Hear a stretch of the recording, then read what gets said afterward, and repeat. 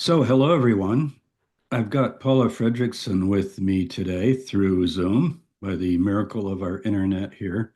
And we've known each other for many years, but we're talking about this upcoming event that Bart Ehrman at UNC Chapel Hill is sponsoring. It started 3 years ago, I believe. It's called New Investigations of the New Testament, and there's a real emphasis on the word new.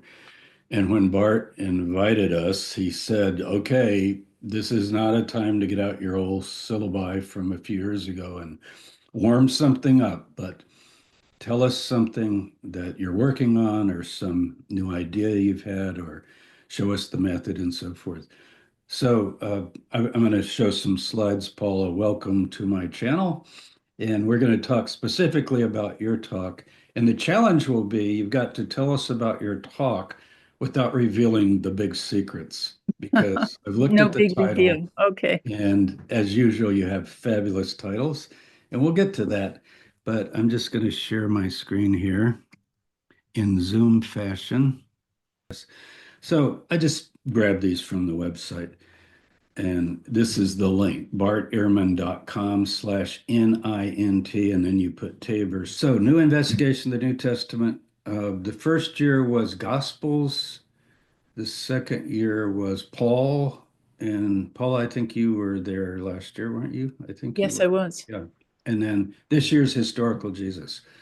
So, what do we know about Jesus? The historical figure of Jesus. You mentioned Ed Sanders in your little opening. He wrote that famous book. He's written many books, but he wrote The Historical Figure of Jesus, and that's sort of what we're talking about. It looks like it's 3 full days. This is an evening, it's a Friday, and then 2 full days, Saturday and Sunday. And I'll show you the schedule. Uh, this is pure propaganda, but Chris, who's Bart's business organizer, he actually got this from me. I said, well, this is kind of the event of the year as far as this type of event, because we all go to these academic conferences, but to get together like this, it's like we're having our own little conference. I mean, I'm as excited about it as I think some of the attendees are, because I want to hear Paula, yeah, about overturning the tables on the tables. So, Bart put this up. I thought it was good to repeat. The historical Jesus should interest someone who defines himself as a Christian, a person of Christian faith, however that's defined. Someone who says, well, not really a Christian, but I'm intensely interested in it. I think a lot of my YouTube subscribers, they probably don't say they're Christian, but they seem to be pretty fascinated with the guy that we've spent, what, decades studying, Paula, and skeptics, seekers, and just history buffs. I mean, he is, after all, a fairly influential figure. I used to say in the West, and I think more and more we just have to say globally. Over 2 billion Yeah, Christians it's just in the and world. all over the globe. When I was at Chicago, the Pope was doing, the consortium they have there with those seminaries. So we had some classes together, but of course I don't remember him and he doesn't remember me. But I remember there were some overlapping classes in the program I was in. So I might have like sat next to the Pope. I don't know, but I thought he's a Chicago That's guy. cool. And I That's sort definitely of cool. looked to Chicago.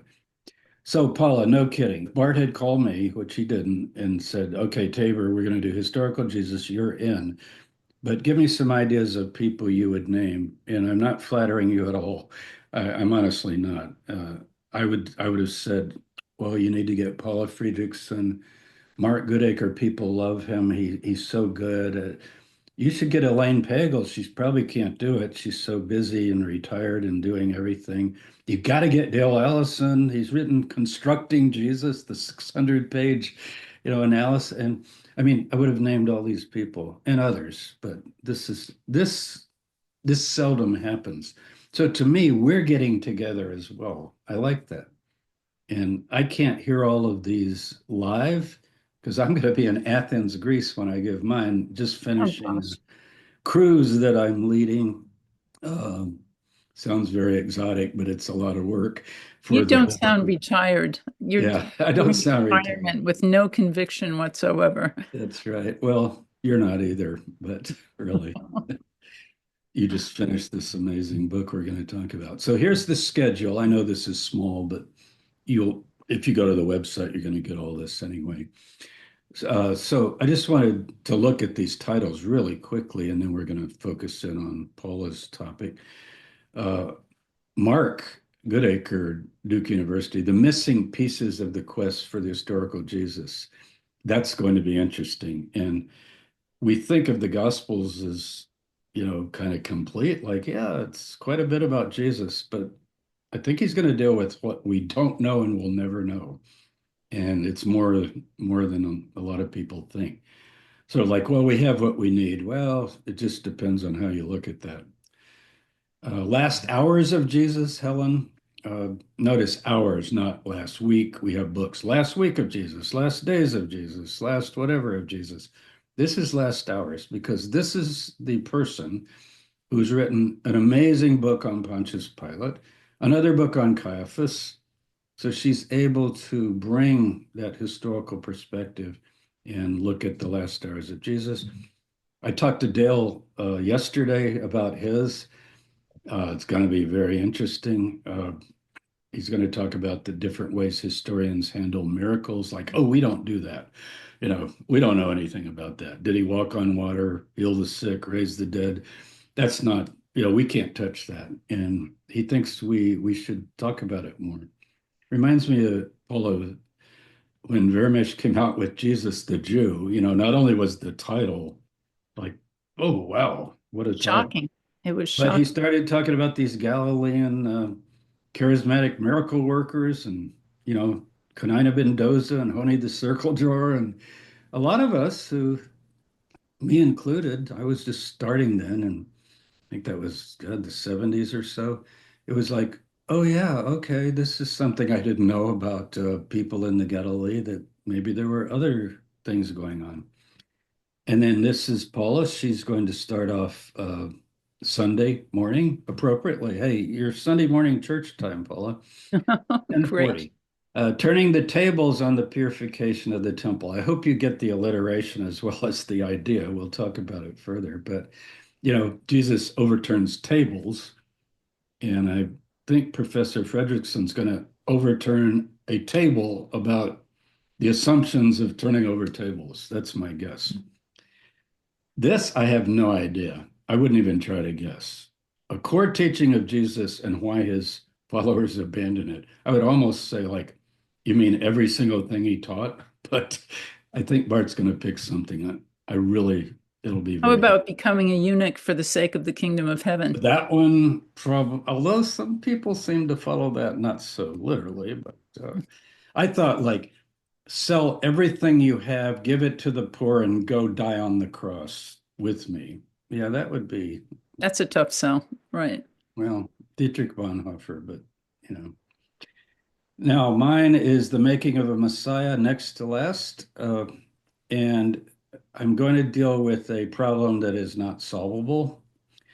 But whenever you're reading our New Testament Gospels, Matthew, Mark, Luke, and John, and you read about events, particularly, and you hear biblical scholars say, well, I don't think that really happened, or this was put in later by the pious believers in Jesus who wanted him to fulfill certain prophecies, and so on. And one of those would be what Paul is even going to talk about. If somebody rides in Jerusalem on a donkey and does some sort of pantomime thing about the Messiah, how how would you possibly know? So maybe it's a chicken and egg thing.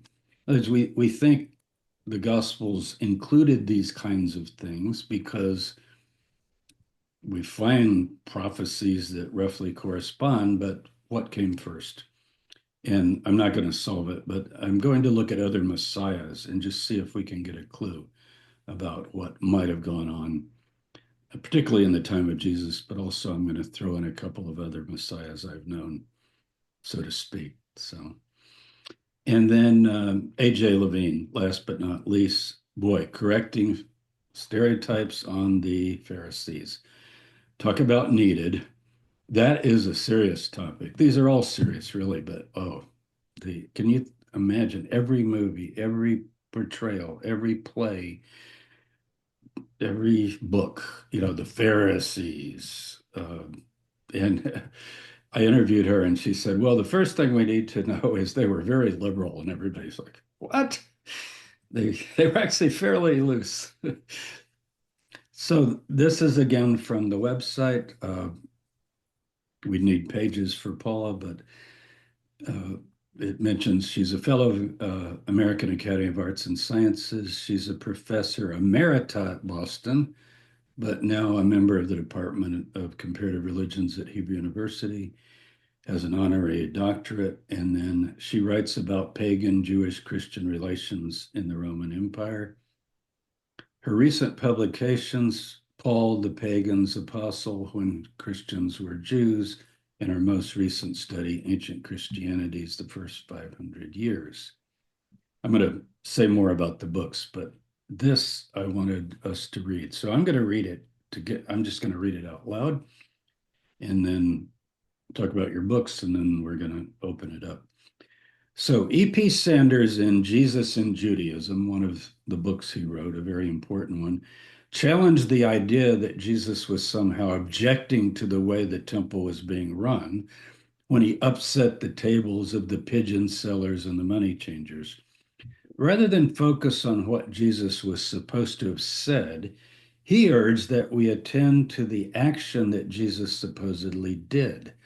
That action, said Sanders, was a prophetic gesture pointing ahead to the eschatological destruction and subsequent rebuilding of the temple. New Testament scholars have stuck with the prophetic gesture argument. So you see, ours are going to overlap a bit. And I don't know what you're going to say, but I kind of have an idea here. While interpreting it within the old traditional framework, here's the framework. Jesus was prophesying the temple's destruction because he did not like it very much. Appealing to the Gospel of Mark, the Gospel of John, and Paul's letters, I will offer a third argument. Here it is. Jesus never made such a gesture, nor did he ever prophesy the destruction of the temple. So, Paula, these books, there are others, but this is new and it is out. I noticed before that that's an older website. They need to update it. It said 2024, but this is 2025 and the book is available. Wow. I've ordered it, and how many pages is it? I should have looked. It's, I don't know, 200 and some, Oh, wow. Okay. Good. Good. 80, 208. I don't know. Yeah, but it's not 600, so It's not 600. No, it's very not Dale interesting. Allison. Wait. Exactly. Yeah. So that's going to be interesting. Now, these others I've read, this one actually I haven't read, but I wanted to ask you about your titles because to me, this is the best title for a book in our field that I've ever read. Did you think of that? Did the publisher think of it? Was it a collaboration? Because I mean, if I'm browsing a bookstore and I see a book that says When Christians Were Jews, I'm going to pull that off and look at it. So this was brilliant. How did you come up with that? I didn't come up with it. My literary agent suggested it to me. She said, "You should do. You've worked on Jesus. You've worked on Paul. You should now work on the first generation. Why don't you call it When Christians Were Jews?" And the whole idea Oh, crystallized as soon as she made the yeah, it's like suggestion. there's the book. Yeah, There's the book, I right? love the title.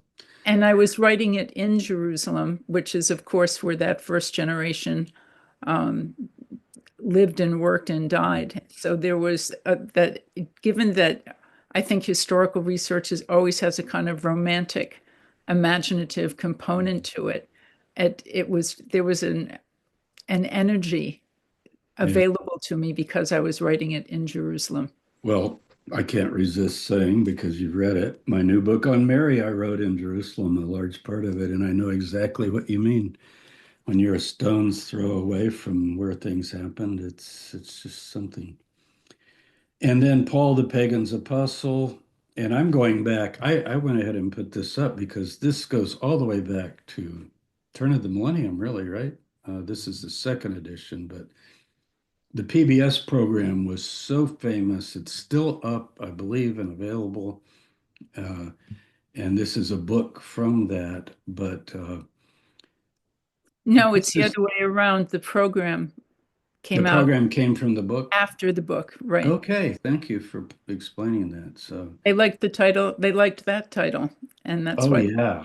Well, it's the question we all grapple with all the time, you know, Jesus of history, Christ of faith, and so forth. And this one, that's not a bad cover design. Isn't that great? I mean, that's going to catch. So, these are sort of like nice old books, and this really grabs you. And then you've got this one, The Early History of an Idea. So, sin. And you've done work on Augustine and so many other things that would relate to this. And finally, this is the last slide. This is the pitch slide. You want to sign up for this conference. You get all of those speakers plus extra things. They're all listed here. And if you go to this link, you can spend time reading through and seeing what the options are. But it's $79. You don't have to be present. It's virtual, and you own the programs, like you get them. So you can hear a lecture, you can repeat it, you could play it for some of your friends and family and so forth. You get a link.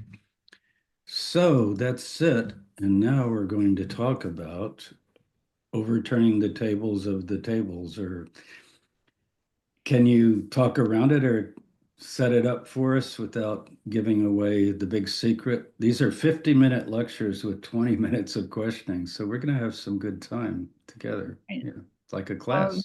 Yeah.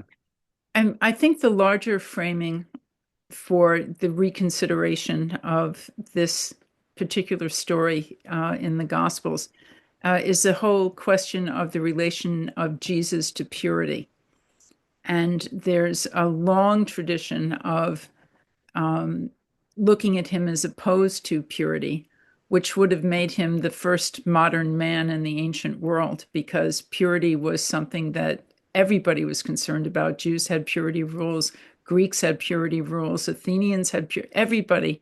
Purity was an important part of the dynamic of relating to the divine. You had to be in a particular state that was physical as well as what we might call spiritual, and that's what purity is. And there was another New Testament scholar. There's several New Testament scholars that pitch Jesus against the Judaism of his time, particularly by focusing on purity. And of course, I once wrote an article against this idea called "Compassion is to Purity as Fish is to Bicycle." Mhm. Mhm.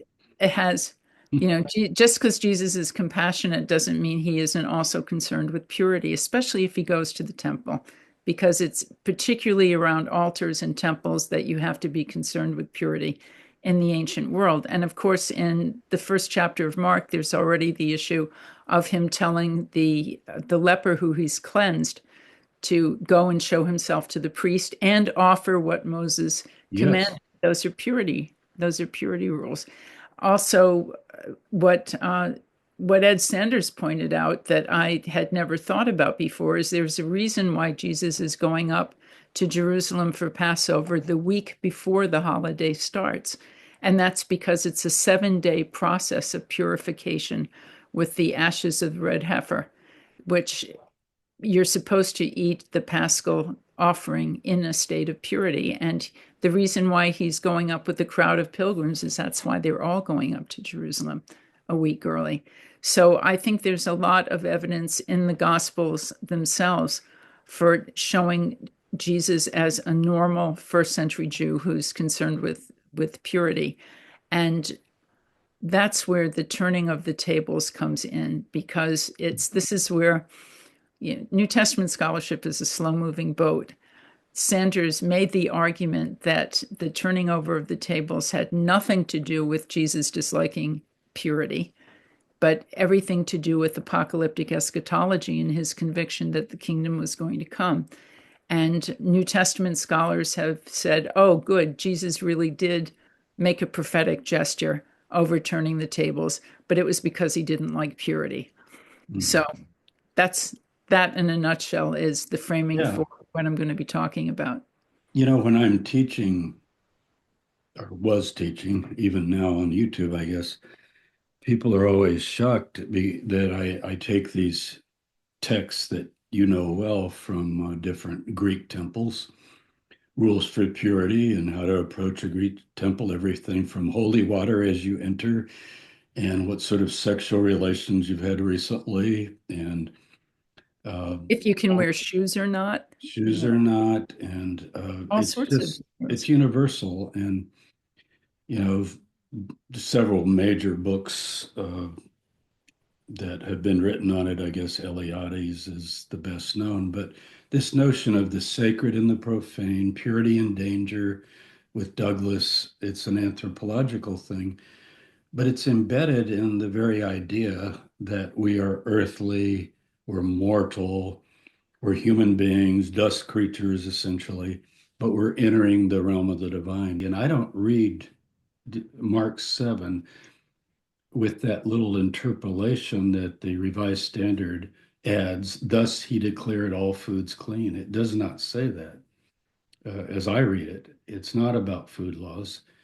And also, Jesus is quoted in other gospels like Matthew saying, these you should have done, but not neglected the others, So you can have various portraits of Jesus, but you already mentioned the leper. That sounds pretty observant. Go show yourself to the priest and And it oh, turns out there's an awful lot of things you have to offer if you're going through this process of purification. oh, that leprosy one or the Nazarite vow. That's like There's pages. a lot of stuff.